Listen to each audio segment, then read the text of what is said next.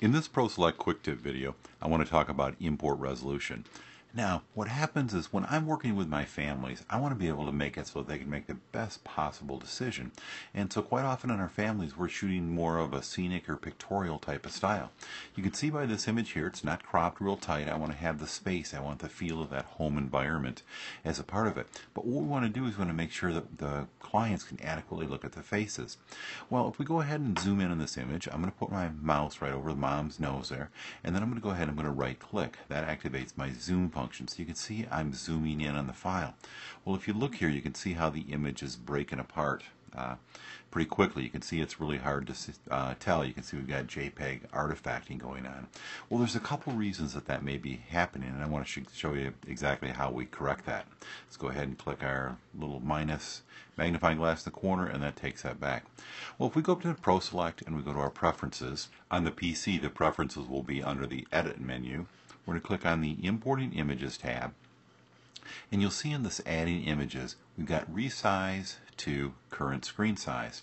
Well, what happens here is this current screen size means that when ProSelect imports in your original file, it's going to create an internal JPEG file. It's going to be the file the client's going to look at based on the size of your monitor. Well, if I'm working on a Mac monitor, I've got it set to the full high res. You know, if I'm working on a 30-inch monitor, a 27-inch monitor, I'm going to get a much higher resolution than if I'm working on a smaller monitor. It's going to actually vary from job to job. If I have to be importing on the computer that I have hooked up to my digital projector, and my digital projector is only set to 1024 by 768, that's the size that we're going to get. So that particular import that I had there was actually one that was a lower resolution import. I want to stabilize that, so in my preferences I'm going to click on this and I'm going to go set mine. I use the 2400 by 1600 because I want to have the highest resolution. I want to be able to take and get the sharpest quality images on my import so that my clients have the most information to be able to view. So we're going to go ahead and we're going to click Save. So now what that means is that all of my images, when I import in a new job, are going to come in at that new higher resolution.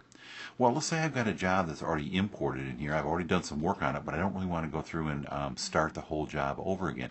I can actually update that particular image. So what I'm going to do is I've got this image active, and I'm going to use the command, the keyboard shortcut Control or Command U. I'm going to use a Command U on the Mac, Control U on the PC.